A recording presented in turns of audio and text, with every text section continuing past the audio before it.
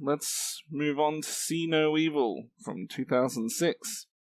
Pretty simple movie here, as most slasher movies. A group of delinquents are sent to clean an old hotel as some sort of prison release type program thing. I mean, they're not... were they in prison? I'm not sure. It's like a jail type thing to get those sentences reduced. Yeah. Just such a stupid idea. But yeah, they go to this hotel and there's this big maniac still lurking inside, and eventually they all get hunted down by him.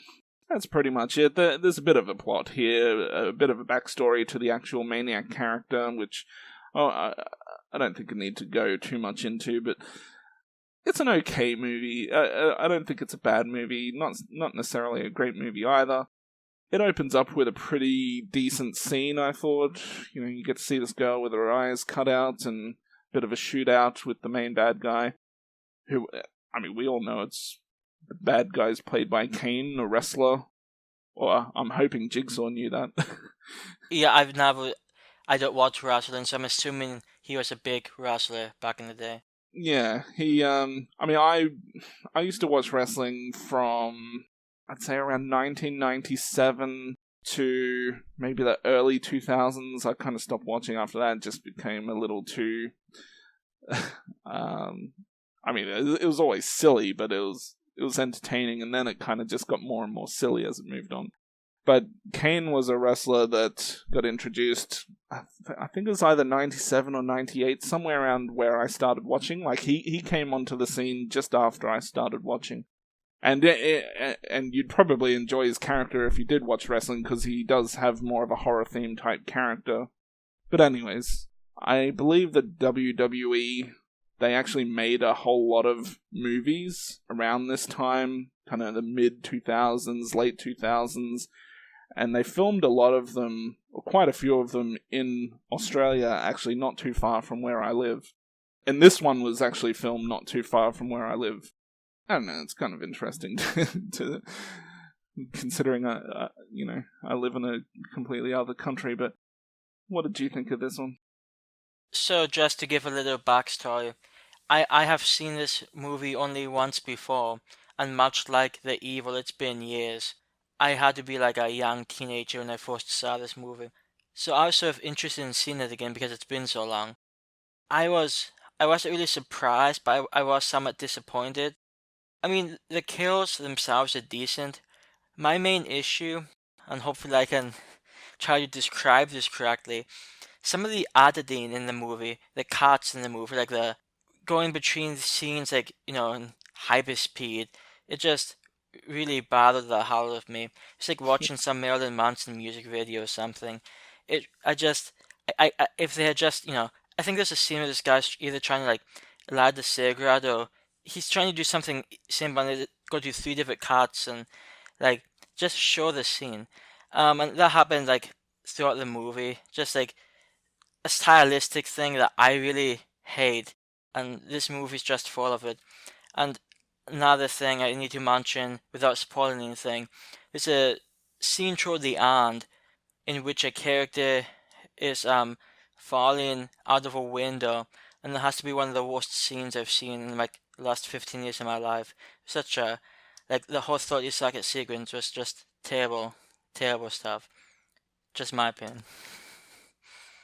Yeah, it's certainly got a few different parts of the movie that are kind of stupid or could have been a lot better, but yeah, it's a pretty generic slasher movie for me. Not a whole lot special about it, but I also didn't think it was all that bad either. Yeah, I don't think it's necessarily terrible. I just don't think it has enough in it to like really get what I'm looking for out of a slasher movie. Hmm. Although I will say, now it took me about 30 minutes into the movie to realize this, but there is an actress in the movie who I have seen like in more modern day times. The chick who plays Zoe, Rachel Taylor. She is in the Marvel show Jessica Jones, which is a show that I personally enjoy. So it's just sort of fun seeing her like 10 years older playing this really bitchy, shoplifting chick. Yeah, I don't I don't know the show, so I have no comment. That's okay. One thing I do give this movie credit for, it does show the dangers of extremist religious beliefs. I mean, the guy that Kane plays, it's a guy named Jacob. I mean, we've seen like little flashbacks, but he has like a pretty terrible childhood. Um, I felt sort of bad for the guy, to be honest. So it's interesting. It doesn't really focus that much on this, but the whole reason he's killing people is because it's sort of ingrained in him. Hey, these people are sinners, and you have to look in their eyes and see the sin, and hey, you might as well take out the eyes too.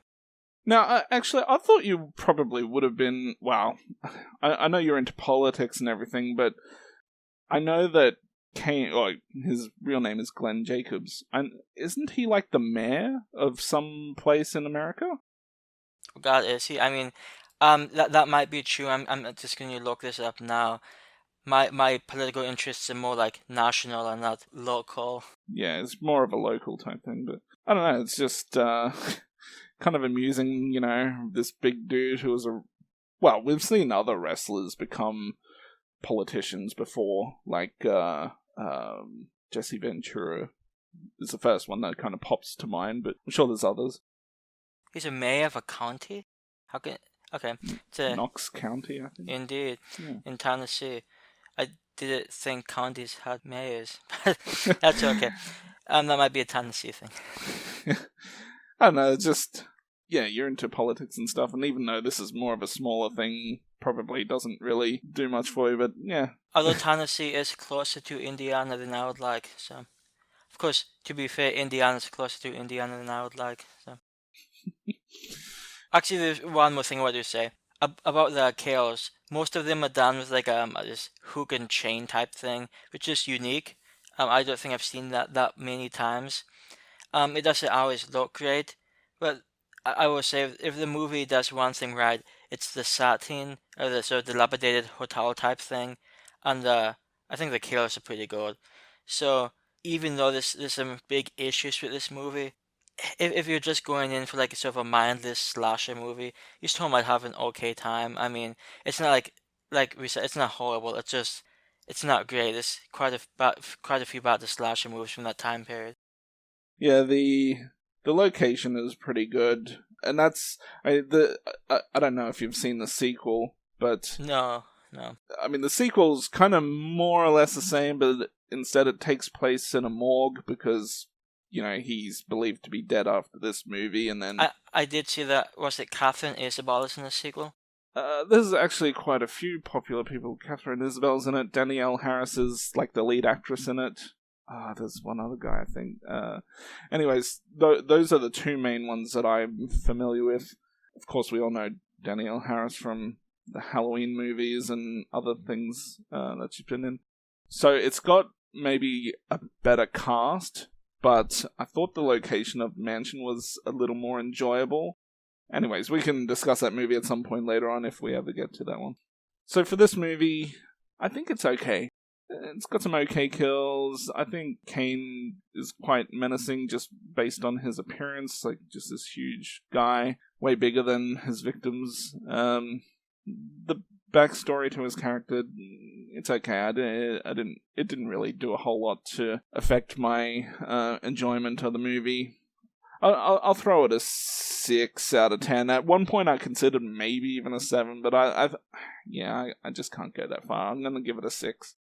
Yeah. So I actually, when I was watching it, I was having a somewhat not great time.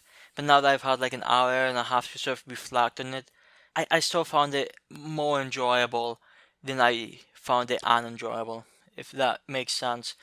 So I'm going to throw this one a 5.5. I'm going to round it up to a 6. So yeah, it is below average for me, but it's still okay.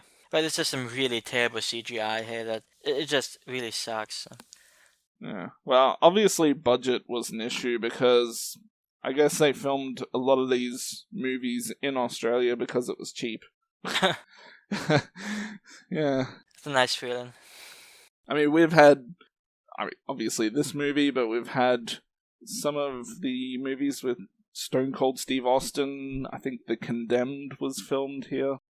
I think some of the John Cena movies, like what was it? The Marine, I think it was. There's a bunch of other ones. Yeah. Anyways, so that's probably why the CGI is bad. They're just cutting costs or trying to make it as cheap as possible. And unfortunately, sometimes when you skimp on CGI, it doesn't always look great.